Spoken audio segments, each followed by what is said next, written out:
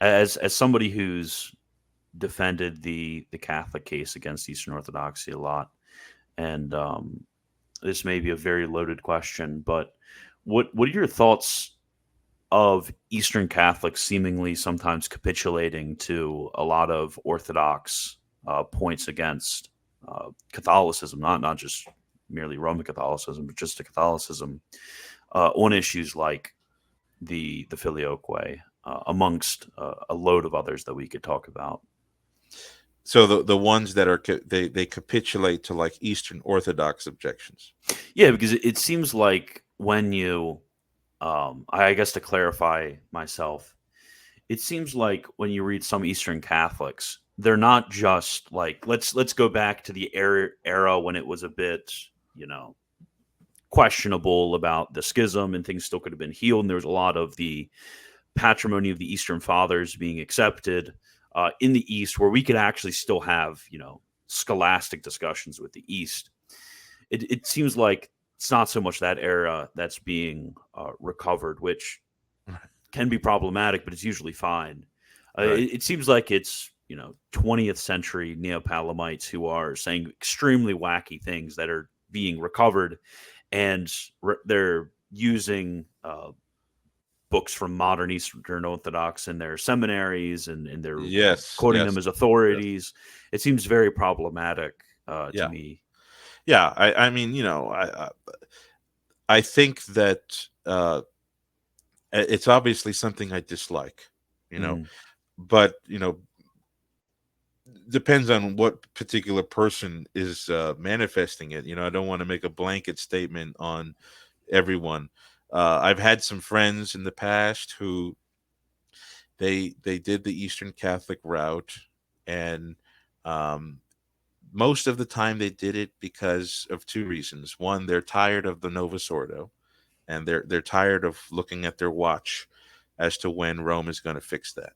And so they go to the Eastern Catholic Church to get the beautiful liturgy. And mm, secondly, they start to have issues with Latin theology.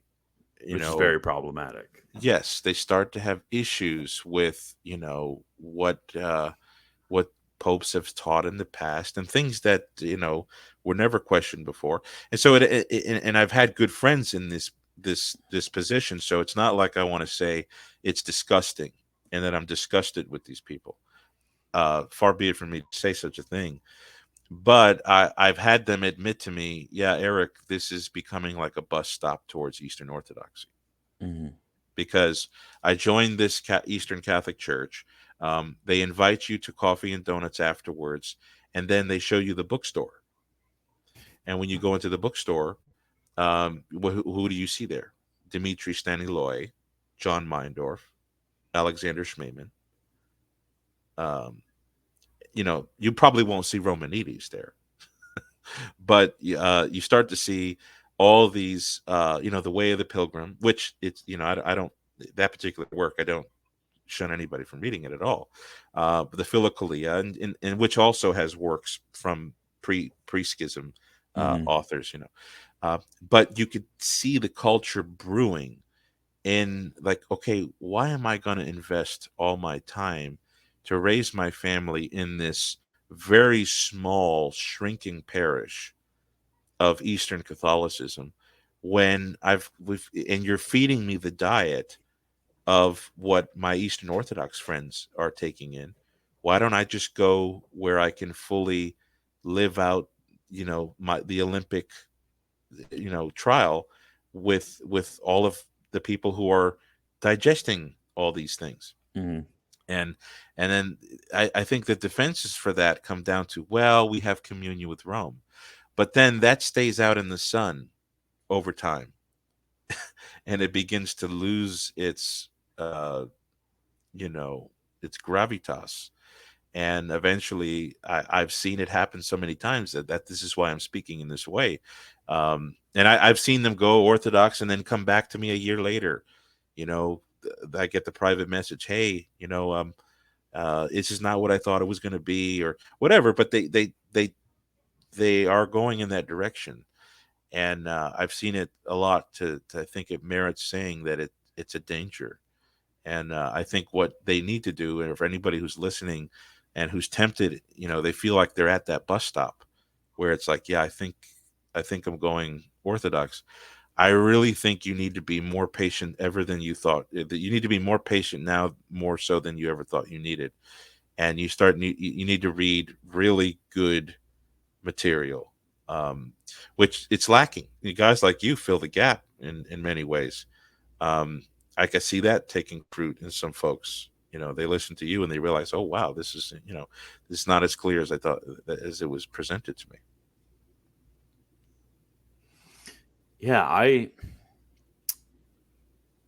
it's just been so weird to me because like I know I'm probably going to get at least a little bit of flack for this, but you have like, you know, John from the suburbs of Dallas, and he decides that he wants to become like, you know, Melkite or something. It's I really don't get the how somebody could be led to, you know, they were Orthodox for 3 months, or even, some of them were never Orthodox. I see appreciating a different tradition. I absolutely understand that, but it's it's quite odd to me. I can't. I don't know if you can get in because you have so many more friends that go in this direction. I'm not, you know, making fun of these people for it.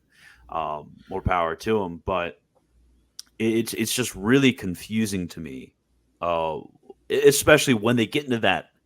Because I guess I could understand it a little bit more if I got into that uh, Eastern Catholic parish, and it was just, you know, very good uh, homily. Like homilies were great, kind of what I was missing in my Novus Ordo parish, and you know the sort of the people around me were a lot more serious and whatever. Kind of what attracts some people to like an SSPX parish. I could absolutely sort of see that, but you go there and it's a lot of times the common beliefs and the preaching that you hear is actually heterodox in many different ways. I don't see going there saying I appreciate this tradition. I'm going to go to this parish. Okay, there's some dangerous stuff I'm hearing, and I'm just going to kind of, you know, wait it out. It seems like you're playing chicken right there with your soul. Yeah, I mean, some of them. I just spoke with a gentleman last night who said that the Novus Ordo around him was just so bad Mm-hmm. that he had to, regardless of his attraction towards scholastic theology, even Latin scholastic theology. He had to go to the Ukrainian Eastern Catholic Church, and just for his family to see the beauty of the liturgy. And I am not going to denigrate somebody from doing that, Mm-hmm. um, but it's still a tragedy, none either way.